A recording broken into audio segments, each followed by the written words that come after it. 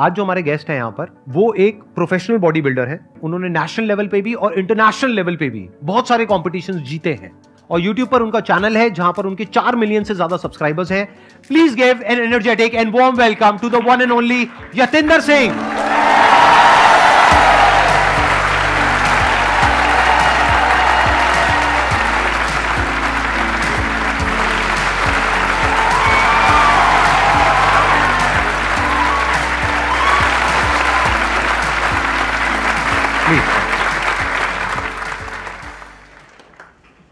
आज तक YouTube में देखा था, यहाँ पे अलग अलग गेस्ट बैठते हैं और आई एम श्योर यहाँ पे बैठना बहुत ज़्यादा कंफर्टेबल तो नहीं है। उसका एक रीज़न है, मैंने बतेरी वीडियो में बोला, सभी दर्शकों को मेरा नमस्कार, कैसे हो आप सभी लोग। एक नया वीडियो लेके आपके सामने फिर हाजिर हूँ, बट आज संदीप सर के सामने बैठ के थोड़ा नर्वस हूँ। बट इतना नर्वस होना तो शायद बनता है। देखो तो सामने कौन बैठा है। अरे सर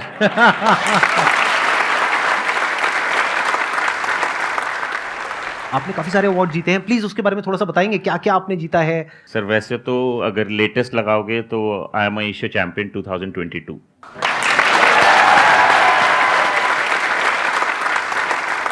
आई थिंक हर एक खिलाड़ी का सपना होता है वो अपने देश को रिप्रेजेंट करे, ना कि रिप्रेजेंट करे उसके लिए एक मेडल लेके आ सके। दैट इज़ अ कॉन्ट्रीब्यूशन एक खिलाड़ी जो अपने तरीके से कर सकता है। 80 kg में मेरा गोल्ड आया एंड फिर क्या होता है कि जब आप हर वेट कैटेगरी के एक एथलीट होता है, जैसे स्टार्टिंग फ्रॉम 65, 70, 75, 80, 90, 100 प्लस, तो ऐसे 10 कैटेगरीज होती हैं। बट 10 कैटेगरीज में हर एक कैटेगरी के चैंपियन को भी वो फ्रंट में बुलाते हैं और उनमें से एक को बनाते हैं वो champion of champions. So I am a champion of champion sitting in front of you.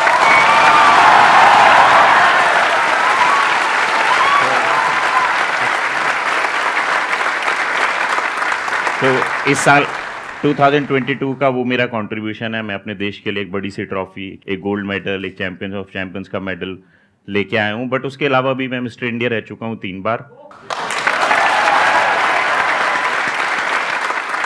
अब आप ये तो नहीं पूछोगे ऐसी कितनी उम्र है मेरी। इनफैक्ट मैं पूछने वाला था आपसे कि आपकी एज कितनी है जब आपने मिस्टर एशिया का टाइटल आपने जीता, चैंपियन ऑफ चैंपियंस, तब आपकी एज कितनी थी? 25 दिसंबर को मैं 40 साल का पूरा हो जाऊंगा। तो यानी अगर 3 महीने पुरानी मैं बात कर रहा हूँ तो आई एम रनिंग 39। बट जब मैंने पहला कंपटीशन पार्टिसिपेट किया था 2001, so it's being 22 years I am continuously participating और अपनी कंट्री को रिप्रेजेंट कर रहा हूँ, मेडल्स लेके आ रहा हूँ। बट अभी इस एज में बहुत सारे खिलाड़ियों के सवाल खड़े हो जाते हैं आफ्टर 36, क्योंकि बॉडी बिल्डिंग एक ऐसा पेशा है जिससे आपको निरंतर लोहे से लड़ना पड़ता है। रोज़ जिम में जाके 4-4-5 घंटे लड़ना लोहे से, फिर उस तरह का डाइट फॉलो करना। आई थिंक 36 में मोस्ट ऑफ द एथलीट्स जो हैं वो रिटायरमेंट ले लेते हैं। तो मेरे ऊपर भी 2018 में ये सवाल उठा था, क्योंकि 2018 में मैं अपनी वेट कैटेगरी में गोल्ड आया था बट चैम्पियन ऑफ चैम्पियंस नहीं बन पाया था। बट 2018 के बाद 19 में कोविड, 20 में भी कोविड रहा, 21 में कोई कॉम्पिटिशन नहीं हो पाया। तो 36 से फिर वो मैं 37 हो गया, 38 हो गया, 39 हो गया। बट बहुत सारे लोगों के सवाल थे कि यतिंदर सिंह फिनिश हो चुका है अब एज एन एथलीट, क्योंकि जब मैंने यूट्यूब पे वीडियोस बनानी शुरू करी कोविड के दौरान, बहुत सारे लोगों ने मुझे उंगली उठाई कि अब तो ये बस यूट्यूबर बन के रह गया, इसके अंदर का खिलाड़ी मर गया। तो इस साल मेरा बस यही चैलेंज था कि मेरी जंग मुझी से है, किसी और से नहीं, और अगर है खुद पे विश्वास तो तुझे कोई रोक सकता नहीं।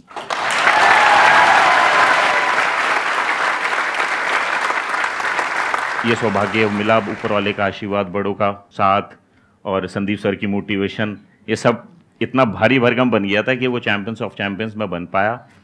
तो कहने का मतलब यही है कि 39 में इस तरह की चैंपियनशिप जीतना डिफिकल्ट होता है बट इम्पॉसिबल नहीं होता।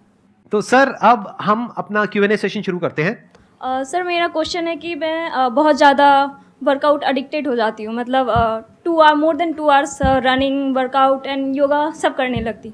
तो इससे मेरा क्या हुआ कि जो मसल्स पेन है, knee pain and joints pain, वो स्टार्ट हो जाता है।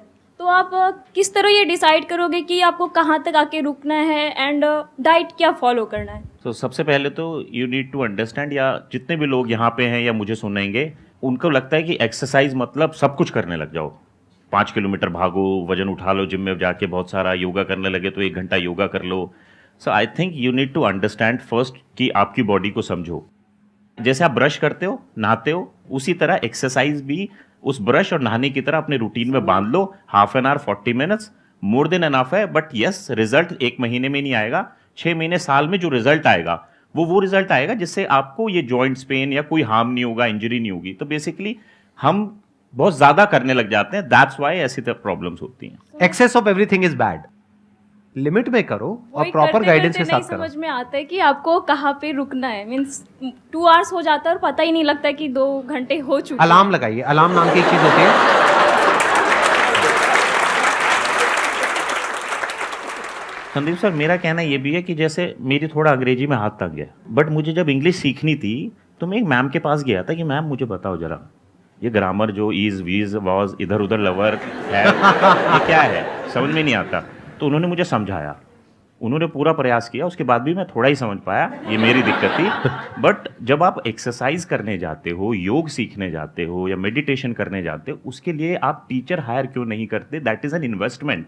सो you need to have a professional person to guide you this. मतलब इसमें भी मुझे लगता है एक्सरसाइज करनी है, चलो जरा डंबल उठाओ, खींचो खींचो, अरे भाई खींचो तो, कोई एक देख लो आसपास कौन है.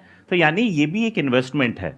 जिस तरह मैं उस टीचर के लिए 100, 200, 500 फीस दे रहा था उनकी आज्ञा अनुसार, बट आपको ये समझना चाहिए फिटनेस पे भी आपको थोड़ा थोड़ा स्पेंड करना चाहिए. एक्सरसाइज अगर गलती से भी गलत हो गई ना, जिंदगी भर के लिए एक्सरसाइज करने के लायक नहीं रहोगे. मैं सही कह रहा हूं, गलत कह रहा हूं? तो इसमें तो ट्रेनर की सबसे ज्यादा जरूरत है. पढ़ाई में हमारे नंबर कम ना आए, इस वजह से हम क्या करते हैं, ट्यूशन लगाते हैं. ट्यूशन के लिए पैसा देते हैं, तो वहां हम पैसा लगाने को तैयार है. लेकिन एक्सरसाइज हम खुद करते हैं बिना किसी ट्यूशन के. किसी एक्सपर्ट से सीखो, किसी ऐसे इंसान से जिसको एक्चुअल में समझ हो कि कौन सी एक्सरसाइज कितनी करनी चाहिए, कितनी नहीं करनी चाहिए, और अभी आपका लेवल क्या है वो पहले डायग्नोज करे, फिर उसके अकॉर्डिंग आपको एक्सरसाइज करने के लिए कहे. तो अगर हम किसी एक्सपर्ट की हेल्प लेकर के कोई भी काम करें, सिर्फ एक्सरसाइज ही नहीं, कोई भी काम करें, तो वो ज्यादा सेफ है, ज्यादा सिक्योर है, और उसके अलावा उसमें गलतियां होने के चांसेस बहुत कम है. सर 1 ईयर पहले आई वॉज 50 kg और सिर्फ 1 ईयर में आई गेन्ड 8 kg और मेरा बॉडी वेट इक्वली डिस्ट्रीब्यूटेड नहीं है. तो व्हाट शुड आई डू? बहुत सडनली आपने बहुत वेट गेन कर लिया है. इसके बहुत सारे रीज़न हो सकते हैं. सबसे तो पहला रीज़न है कि आपको ये चेक करना चाहिए कि आपको कोई हेल्थ प्रॉब्लम तो नहीं है. तो बेसिकली आपको किसी डॉक्टर से कंसल्ट करना चाहिए, whether your everything internally is okay और not. If okay then it's fine. You need to start any sort of physical activity जो आपको लगता है कि आप कर सकती हो, starting from 20 minutes of walk, maybe some sort of yoga, maybe some sort of strength training. Sir मैंने डांस क्लास ज्वाइन किया. Very good. But the problem is कि हम physical activity तो करते हैं. What about खाना? मैं नूडल्स बहुत खाती हूँ. जब भी कुछ खाते हो आप बस ये सोचो मैं इसको क्यों खा रही हूँ, इसमें कितना पोषण है, क्या ये मेरी हेल्थ को किसी तरह से बेनिफिट देगा, और मैं किस समय खा रही हूँ. ये नहीं है कि बस चलते फिरते कुछ भी आया खा लिया, बिस्किट नमकीन 10 ऐसे नहीं खा सकते आप. So you need to have a balance diet जिसमें आपके बॉडी वेट के हिसाब से कितना कार्बोहाइड्रेट, कितना प्रोटीन, कितना फैट्स खाना चाहिए. अगर आप उसमें भी नहीं जाओ तो आप ये समझो कि हरी सब्जियां, फल दिन में 2 बार खाओ और दिन में 2 मील ऐसी करो जितना आप डाइजेस्ट कर सको. बाकी डांस क्लास करो, चाहे योगा करो या कोई भी फिजिकल एक्टिविटी. बट मैं यहाँ पे ऑफ कोर्स यहाँ पे सारे यंग ही दिख रहे हैं मुझे ना, बट मैं सबको एक बात बोलना चाहता हूँ जो मैंने एक्सपीरियंस की है कि फिजिकल एक्सरसाइज इज़ फाइन. आप फिजिकली फिट हो, बहुत अच्छी बात है, बट हम में से बहुत सारे लोग मे बी मेंटली उतने फिट नहीं हैं. तो मैंने ये 3-4 साल में अनुभव किया है कि यार फिजिकल फिटनेस पे तो बहुत ध्यान दिया. What about mental strength, mental fitness? एक आदमी तंदुरुस्त है ये कैसे पता लगाया जा सकता है? तो physical fitness, mental fitness and emotional fitness, जब तक ये तीनों नहीं मिलेंगे तब तक हम ये नहीं कह सकते कि इस आदमी के बाइसेप्स हैं तो ये फिट होगा. ये कोई पैरामीटर नहीं है.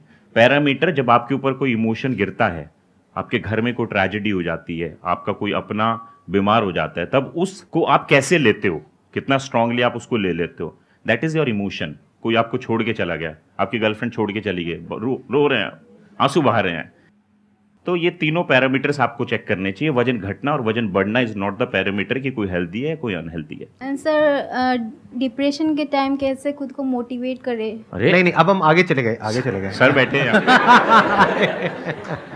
सर आपने बोला मेंटल स्ट्रेंथ सर आप मेंटल स्ट्रेंथ क्या होती है, आप बताइए, आपके हिसाब से क्या होती है? मेंटल स्ट्रेंथ मतलब मेंटली फिट, मतलब क्या, आपको कैसे पता लगेगा कि आप मेंटली फिट हो या नहीं हो? मतलब आप हैप्पी हो, you are living your life, enjoying your life. नहीं, देखिए ध्यान से समझिए, अगर मैं आपसे पूछूंगा ना हेल्थ की क्या डेफिनेशन है तो आप नहीं दे सकते। मैं पूछूंगा व्हाट इज गुड हेल्थ, आप जितना मर्जी एक्सप्लेन कर लो आप नहीं कर पाओगे। मैं आपसे पूछूंगा व्हाट इज इलनेस, तो आप बड़ी आसानी से एक्सप्लेन कर दोगे। डॉक्टर के पास जाते हो, आप बताते हो ये बीमारी है, अच्छा उसका ये इलाज है, उसका ये कॉज है, आप ये मेडिसिन ले लो, इससे ठीक हो जाएगा। तो ऐसे ही मेंटल हेल्थ में ये छोड़ दो ये इमेजिन करना कि मेंटल हेल्थ नाम की कोई चीज है, कोई चीज नहीं है। सिर्फ मेंटल प्रॉब्लम्स हैं, माइंड के लेवल पे कुछ प्रॉब्लम्स होती है। उन प्रॉब्लम्स को आइडेंटिफाई करो, वो प्रॉब्लम्स क्या है, उसकी जड़ क्या है। वो जड़ आपके बचपन में हो सकती है, प्रेजेंट जो आपकी कंडीशन है उसमें हो सकती है, कुछ रियल हो सकता है या फिर कुछ इमेजिनरी हो सकता है। उसको समझ करके उसको सॉर्ट आउट करना is the solution of a problem at the level of mind.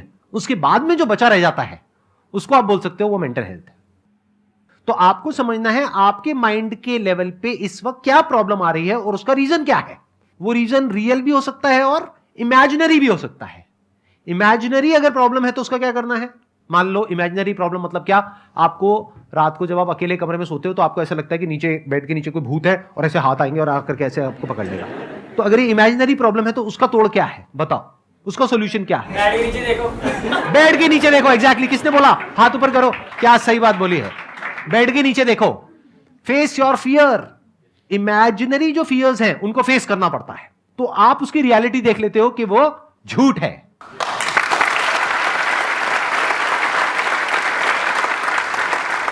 भूत को आप मार नहीं सकते हो, भूत के लिए कोई दवाई नहीं है, भूत का कोई इलाज नहीं है क्योंकि भूत है ही नहीं। सर मेरा क्वेश्चन आपसे है कि हम जॉब करने वाले बंदे हैं, सुबह 7 बजे से रात के 9 बजे तक हमें जॉब करना होता है। उसके हिसाब से हमें जो होता है कि हम किसी तरह की जिम वगैरह नहीं कर पाते हैं, जो भी हम मेट्रो से ट्रैवल इधर उधर, और हमें खाना खा के सीधा बैठना होता है और काम करना होता है, जिससे कि होता है कि हमारा जो बैठने का जो होता है वो हम बैठ नहीं पाते सही से, कभी इधर हिल रहे हैं कभी उधर हिल रहे हैं, और कभी कभी होता है कि नींद आने लग जाती है। तो हम इससे दूर कैसे करें सर? जितने भी लोग ऑफिस जाते हैं वो अर्ली घर से निकलते हैं, एंड देन वो मेट्रो से जाएं या कार से जाएं, टाइम लगता है, फिर वो ऑफिस पहुंचते हैं। फिर ऑफिस में सब लोग बोलते हैं कि 6 बजे छुट्टी हो जाती है, बट वो तो 8:30-9 बजे तक ऑफिस चलता रहता है। फिर वो मेट्रो से घर आएंगे। आई नो बहुत ज़्यादा फिजिकल एक्टिविटी नहीं कर सकते, but you need to be कि आपको अपनी फिटनेस से कितना ज़्यादा प्यार है। अगर तो आपको बहुत ज़्यादा प्यार है तो देखो कड़वी बात लगेगी, बट यही सच्चाई है कि आपको अपने लिए समय तो निकालना पड़ेगा। सो कितने लोग मेरी बात से एग्री करेंगे, हम अपने बच्चों के लिए समय निकालते हैं, हम अपने घर के लिए समय निकालते हैं, हम अपने बॉसेस के लिए समय निकालते हैं, हम अपने ऑफिस के लिए समय निकालते हैं, हम सबके लिए समय निकालते हैं, और फिर देखते हैं मेरे लिए तो कुछ समय ही नहीं बचा।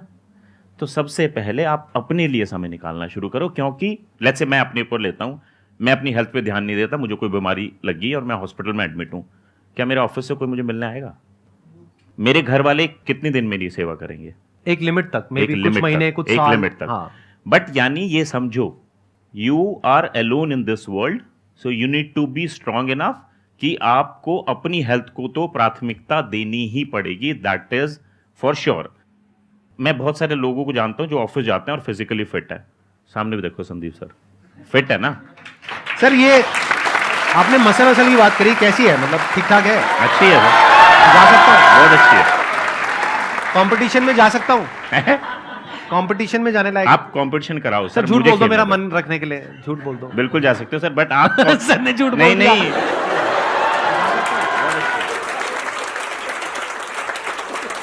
तो जितने भी लोग ऑफिस जाते हैं, बिजी शेड्यूल है जिनका भी, अपने ना खान पीन का बहुत ज़्यादा ध्यान रखा करो।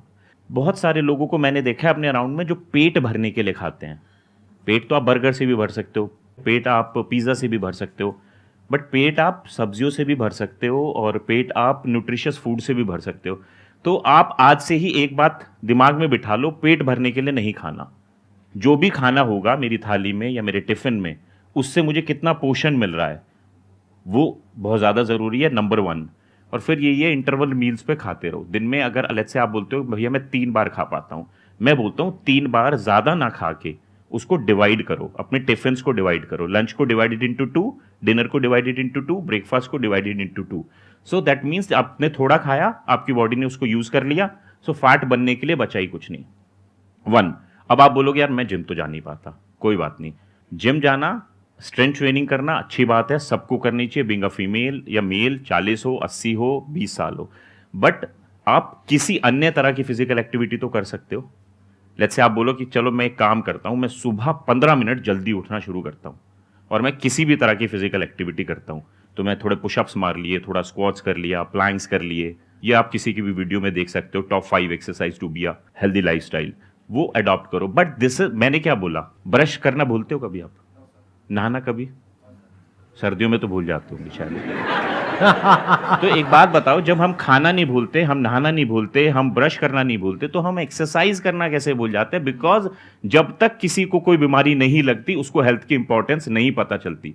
आप एक बार आईसीयू में लेट के देखो, आपको लगा भगवान आज बचा दे, कल से मैं अपने ध्यान का रखूंगा सेहत का। सही बात है।